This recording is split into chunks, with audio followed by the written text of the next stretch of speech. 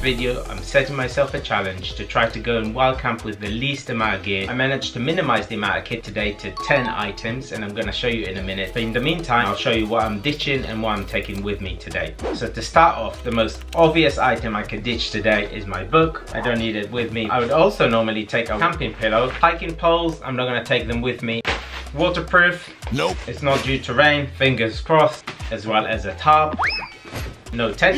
And now let me show you through the kit I am taking with me. So the number one thing I'm gonna take is a rucksack. The reason I'm taking a big one today with me is that I'm gonna have a tripod, a drone and some cameras with me to film this challenge. Otherwise a 40-litre rucksack would do. Second item I'm taking with me is the Source hydration pack. I already have it installed in here. A warm mountain equipment puffer jacket just in case it gets cold. Fourth item I'm taking with me is the Alp kit BV bag. It's basically just a waterproof sack. Fifth item is the Life System first aid kit. Sixth item is a Leatherman multi-tool. The seventh item is a mountain equipment sleeping bag. The eighth item is a jet boil with a gas canister. I would include it as one because normally this fits inside. The ninth item is super important. It's half a roll of toilet paper. You never know when you need to go. And my last but not least item is my phone. I'm planning to take it for basic navigation, a light if I need to, and also for emergencies, and that's it. Now there's a few other items I'm taking with me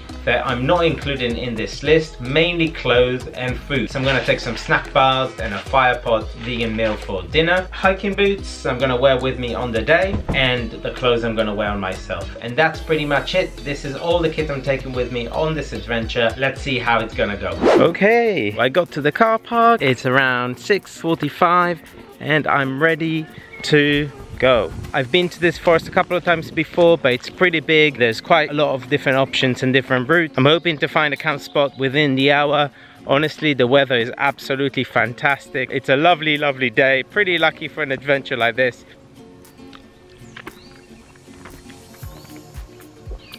So I've been walking for about 10 minutes and I did notice that some of the path is a bit wet still. This isn't the best sign.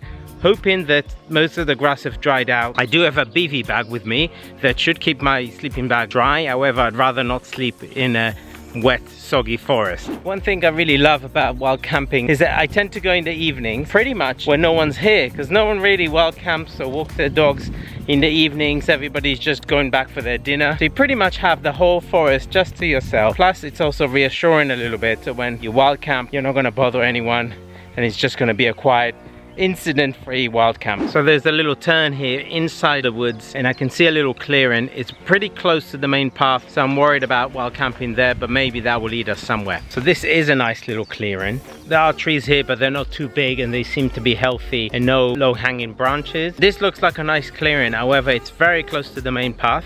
So I'm gonna keep going a little bit further on and trying to see if there's any better places to wild camp. This looks pretty good. Walking into this wooded area, the ground is more clear. There's moss everywhere, which is great for insulation from the ground, and also I can use it to pad up my camp at night. It's just about deciding where to camp. So this is the spot I'm hoping to camp in. Let's just see if it fits me and if it's flat. Ow. I don't think this is good. I need somewhere a bit softer. There's lots of pine needles and they're very, very sharp. I tried to lie down, but it's very, very spiky. So I'm gonna go and look at other places around here that are covered in moss and hoping to find a softer place to camp tonight. I'm a little bit concerned because the sun is setting and I was hoping to find a place to camp by now. Because it's getting dark, I am tempted to get my BV bag out just to see how it feels to lie on the ground. I don't have so many alternatives because it is a big forest and I'm hoping that will do. Let me test it and see how it goes. It's actually not too bad. I think that will do for tonight. No other way. I'm gonna camp here tonight and let's set up camp. Let's see how it feels. Lying straight on the floor. Oh, it's not too bad actually. The ground is covered with quite a lot of moss, so it's quite soft. Camping without a roll mat was one of my biggest fears going on this trip. I've never camped without a roll mat before and I thought it would be very uncomfortable. However, it's actually pretty good. I thought when I got to this little clearing that it's going to be quite spiky and uncomfortable, but generally lying on this, it's not too bad. I'm hoping for a decent night's sleep, except these annoying midges everywhere. Oh.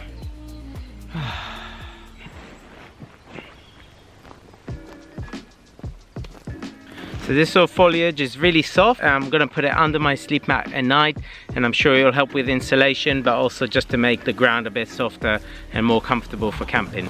One of the items I didn't bring with me for dinner is the spore. Currently don't have really any way to eat my food. I guess I can use my hands, but I thought I might as well pick up one of these sticks and try to make a little spoon, something like that, to help me cook and eat the dinner later. This is obviously a very big spoon, so I'm going to make a little groove and trying to break it to make it a little bit shorter. Going for more of a spatula. It'll just take too long trying to make it a spoon, and a spatula would do just absolutely fine.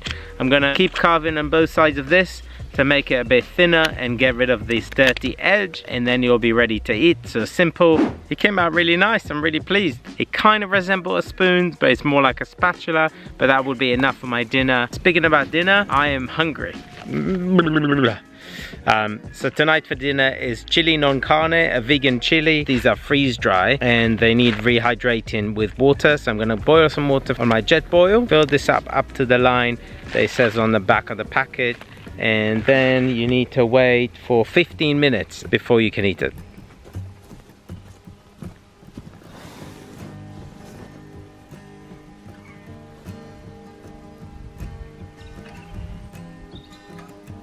I can hear quite a lot of wildlife in the background. I heard some owls and I think some deer walking in the area. There's definitely an owl somewhere down there. That's just fantastic. Okay, so dinner is ready. I waited 15 minutes. I can't wait to get into the sleeping bag. It's not cold yet, but the midges drive me crazy. Hopefully after sunset they will go away, because I would not like a full night of midges scratching my head all night. These midges! Maybe next time one of my essential items would be a head net. The smell is okay. It's pretty tasteless, but I'm hungry, so it's nice to have a hot meal. It's not too cold now and it's due to get down to 10 degrees, so it's not the worst. I'm gonna go and make sure that I'm in my underlayer. And if I'm getting cold at night, the best thing is to get out of the tent, jump around and warm up. Bex and I did make a video about how to stay warm whilst camping that I highly recommend watching. I guarantee warm camping sleep. It's pretty cozy. Sorry about the crazy light from my phone. I didn't bring any other light in. It feels quite comfortable, really. I'm surprised how comfortable it feels. The biggest thing with staying warm whilst camping is using an insulation off the ground, which is something I don't have tonight. So I would lose a lot of body heat through the ground, but hopefully, because it's not too cold and the sleeping bag is thick and the BV bag will keep me dry, that I will have a comfortable and warm sleep. So we'll see you guys in the morning. Oh, these midges! I'm gonna say goodbye now before all the midges from the forest are gonna come and eat me tonight, and I'll see you in the morning.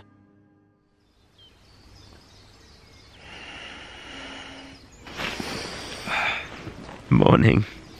Good morning. My body is very stiff, sleeping on the floor with no cushioning. I wasn't cold at all, which was good. Apparently the sleeping bag and BV was enough to keep me warm at night. It's about 6 AM. The sun's already in the sky. The midges did stop at some point at night. Way better than I expected. Especially waking up in this beautiful forest around me. What a beautiful place I picked. Last night in the evening, I wasn't so sure whether this is the best place to stay. But honestly, waking up to this view is just absolutely fantastic. So I survived the night, and I can't believe how generally easy this challenge was for me. I thought I would really struggle not having a sleeping mat. I struggled a little bit finding a good place to camp, but I think with the BV bag and the sleeping bag, anywhere would have been okay. Initially I thought that I'll get poked from the needles at night. The Alp Kit BV bag was quite robust and didn't let any of the ground material to go through, and I guess that's pretty good. Also protecting your roll mat from puncturing at night. Really, if I'm thinking about what sort of equipment I could have not taken and turned this challenge from a 10 items to a 9 items, I think I would have probably skipped the jet boil. I could have just brought a couple of sandwiches or had dinner before I left. Saves me carrying the gas canister and a jet boil, and then potentially I could have packed even a little bit of less water. So let's say the jet boil could have been a bit of a luxury for this one. Again, I didn't really use the toilet paper, but I think you need to have it. The knife was good, could carve my spoon, so that saved me one item, but really it didn't benefit me in any other way. I didn't really build a shelter or build a bed or anything with it, so really I think knife was a bit of a luxury. First aid kit, you never know, so I'll keep it. The puffer jacket was good. I did feel a little bit of cold coming in from the ground where the sleeping bag gets compressed all the way to the floor. There's no insulation there, so the cold comes in. So I did put it under my hips to keep that area a bit warmer, but also make it a bit more comfortable for me, extra padding. The sleeping bag was absolutely brilliant. I wouldn't have taken any thinner one, so a 3 or 4 season sleeping bag for this temperature. It was about 10 degrees Celsius at night. Really good. And the Osprey bag, I could have definitely got a smaller bag, but as I said, I needed it to carry everything, and the bladder was also an essential, so I really don't think I could have cut down much more. I was really worried about not having a roll mat, thinking I'll get really cold from the ground, and then it turned out to be okay. So obviously it could have been the other way around, but I think that's life, and I think this is something I learned for myself, to overcome my fears and not worry about things so much. So next time when I'm doing this challenge or a different challenge, I'll just need to think a bit more positive, have this mindset of what can go wrong. In the end of the day, I'll get cold, I'm not far from the car, I can just walk back. Obviously you do need to be safe in the outdoors, so I don't recommend you going out naked, sleeping in the woods. Considering all the risks, the weather was good, there was no rain forecast, there was no need for me to worry about sleeping on the ground. And then after achieving something like this, my comfort zone is expanding a bit. One more thing I should have brought with me is potentially a bug repellent or a midge repellent or a midge net. It wasn't too bad, just a bit of an itch, and it's a bit annoying. Otherwise, what a perfect night out to get some fresh air, get some nature back in, and enjoy the outdoors. So I recommend for you guys to try to challenge yourself, get out of your comfort zone, maybe start with 20 or 25 items, think about what you need and what you don't need, and then slowly take some items out. Take it really easy, and every time you go wild camping, solo or with someone else, you just take one item out, and trying to be a bit more minimalistic about this outdoor experience. I hope you enjoyed this challenge, and do comment below, and I'd love to see your thoughts, and thank you for watching.